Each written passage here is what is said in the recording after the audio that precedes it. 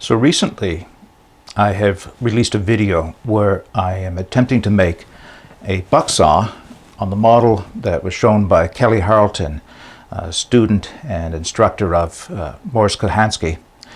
And I was out in the woods while I was doing this, and at the end of the project in the video I had said that I was not happy with how the buck saw had turned out.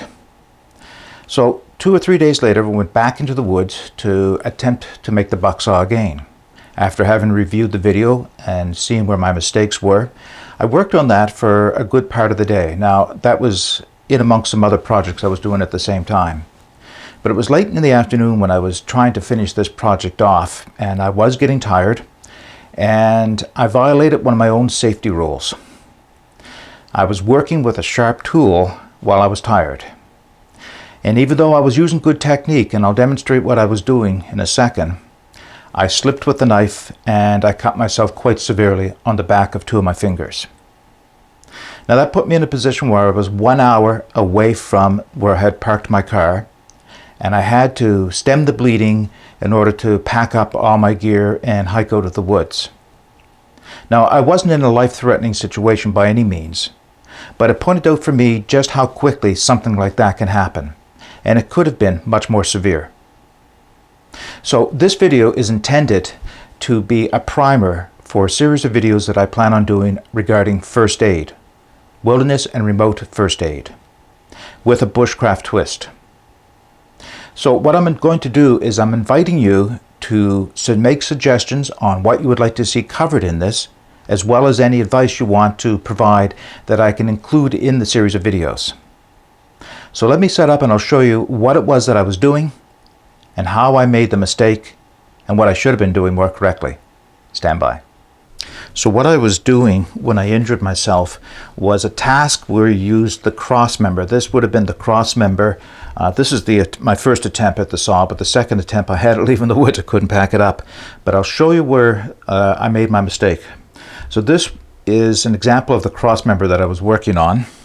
And what I had not done in my first attempt, what you saw in the last video, is I had not tapered the end of this stick so that I could make that V notch much more easily. So what should have been done is a taper similar to what you see here. And what I was doing is, it was the last cut of the day. I had been using my XXX Sitka all day long for a number of projects, so I was getting tired from doing that. And at the same time, what I didn't realize is that my Sitka was starting to get dull in the belly portion of the blade. And that's the area where you push into the knife. Now, to do this safely, both hands need to be touching your chest. That restricts the amount of movement that you have and lessens the chance for a slippage. So, in doing it correctly, I would be pushing into the cuts on the edge of the stick here to create that V notch. But what I found is that I was having to use more and more pressure because I was failing to recognize that my knife was getting dull. So, and using more and more pressure, you start to run the risk of slippage right there. But to add to that factor, the glasses, which you often see me wearing, were slipping down my face and hanging about my neck. So instead of taking the time to stop, look at my tool and recognize that it was starting to get dull, and put my glasses back on so I could see what I was doing, I started to continue to work in this fashion. But at some point I slipped and the knife ran down my fingers, and that's where the accident occurred. So I know right away I invite myself or open myself up to criticism, and feel free. I know what I did wrong. There's nothing you could say that can beat me up any more than I've already beat myself up for my mistake. I preach safety all the time. I try and practice my techniques as safely as possible, and that's why I developed my own safety rule of, if I'm tired, lay the sharp things down. Because I know from past experience, that's when things happen. You lose your focus, you lose your train of thought for even a split second, and a sharp tool will cut. And it has often been said, and it is true, that sharp tools are much safer than dull tools. And this is another example.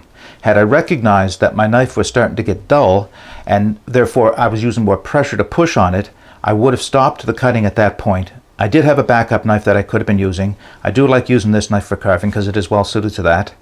But I would have laid the knife down and either stopped working altogether or picked up a sharp knife and put my glasses back on so I could see what I was doing.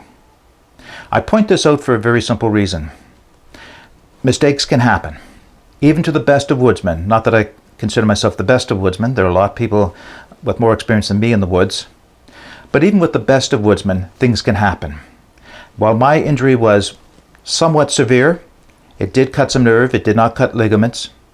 It didn't stop me from making my way out of the woods safely.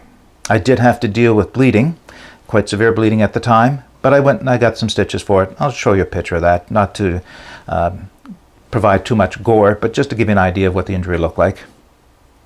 So I hope that this acts as a primer for my upcoming series on wilderness first aid. I invite you to provide examples of what you think should be included in those videos. I invite you to provide any bushcraft type aid that you think would be appropriate.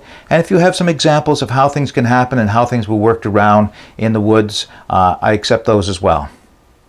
One thing I want to point out is in the video series that I plan on taping, I will be mixing appropriate taught first aid in with some bushcraft first aid. And by example, what I mean by that is this. When I cut myself, I immediately reached into my pocket, grabbed the bandana that's always there, wrapped it around the more severe of the two cuts so I could stop the bleeding. The second cut on one of my fingers was not as severe as the first. Still, it was bleeding fairly freely. I found that I did not have anything that I could effectively wrap both cuts up and stop the bleeding from both of them at the same time. I did have a first aid kit. I did reach into my first aid kit and found I had one major trauma bandage, and that would have been inappropriate for this type of a cut. The band-aids that I had and the other types of gauze dressings I had would not have been appropriate for this type of cut. So there was a missing opportunity right there. My first aid kit is under review, as you can imagine. What I did do, though, is because of the smaller cut was in an awkward position on my finger, is I went over to a fir tree, tapped one of the bubbles on the fir tree, put the sap on the end of my knife edge, and applied that to the second cut. It worked immediately. It stopped the cut. It was almost like applying crazy glue to it. So that worked on a small cut, but that sap would not have worked on the larger cut. It was obvious it needed stitches. So that's just an example of what I want to include in my future series, is a combination of what is when it's appropriate to use bush first aid as opposed to proper medical training. Well, I'll leave the video at this and invite you to provide comments, and hopefully we'll have a series on first aid in the near future. Bye for now.